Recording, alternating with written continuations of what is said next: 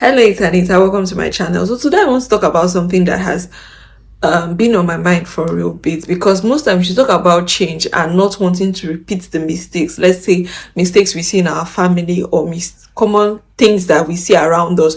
We don't want to be like this, but most times we're not active about it.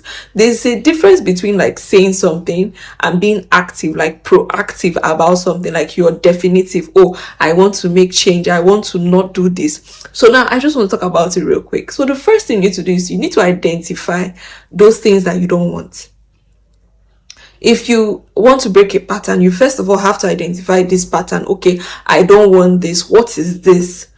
And then you look at those patterns in people. Let's say you are looking at academics, for example. Oh, here, let's say in this family or in this society, we don't go to school. Or you're looking at a profession. Oh, I'm in this profession, and this profession, we don't rise to a level of power, or say like something like that. We don't rise to a level of power. First of all, you have to identify that pattern. You have to identify the obstacle.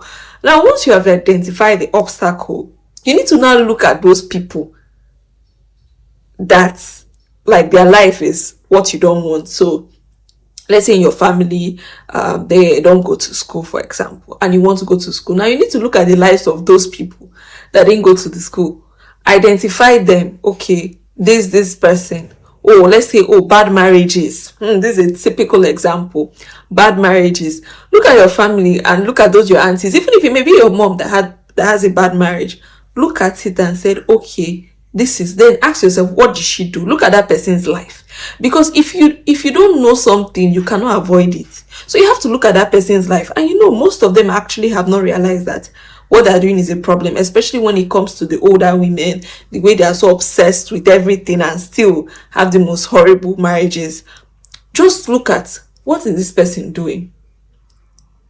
Look at those traits, like study them. What are they doing? What did they do wrong? Where did they get it wrong? Like that person that you don't want to make their mistake, you have to even study them. There's a thing you can learn from everybody. Where did they make that mistake? Like, where did they go wrong? So let's say, oh, if it's bad marriage, we're like, oh, were they not discerning enough? Did they not look at the signs? Were they thinking life is a fairy tale? Were they thinking just because someone treats me nice, I'll have to treat them? Just because I treat someone nice, they have to treat me nice.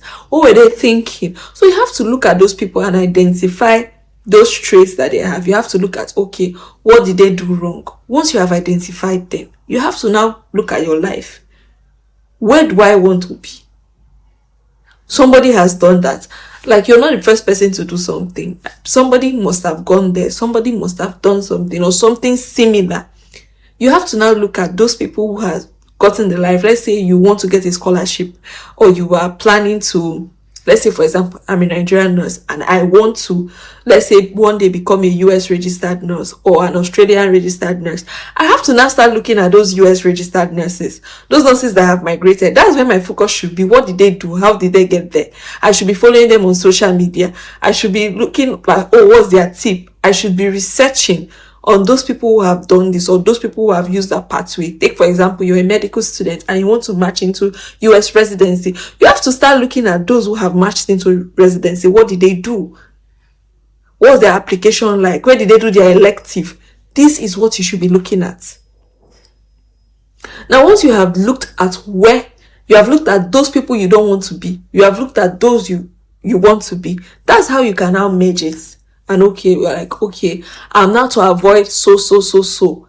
I'm now to do this. And even if that person you admire may not have be like everything you want or have everything you want, there are some certain things that they want, or there are some certain things that they have done that you'll be like, okay, they have done this, this is what I want to do.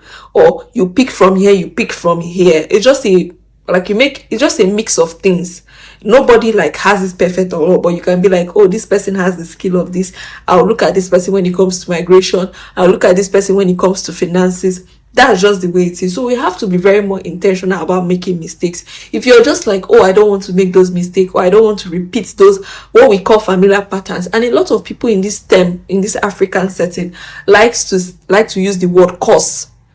It's a curse. I don't want to repeat those curse. There's a curse in my family. I don't get it. It's just there's something people have been doing, and you just have to tell yourself, no, I'm no longer going to do this. If it's a profession, there's something that's happening in this profession, you have to tell yourself, okay, see, I'm not going to do this. I'm not going to be a part of it. That's what you have to tell yourself. You have to come to a place where you are that intentional. You are that focused. Nothing is going to drive your focus. You are that focused. You are that intentional about doing things. And nobody can just derail you or drive your focus from it. So it's called being intentional. You have to be that intentional about things. You have to be that intentional about whatever you are doing, whatever situation you find yourself. You have to be intentional.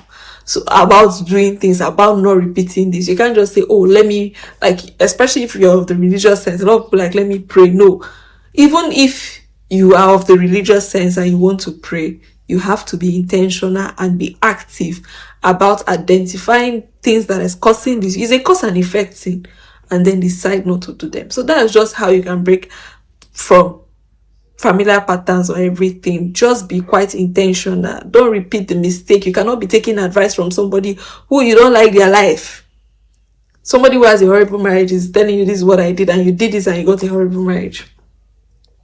So you have to be quite intentional, very intentional about what you're doing.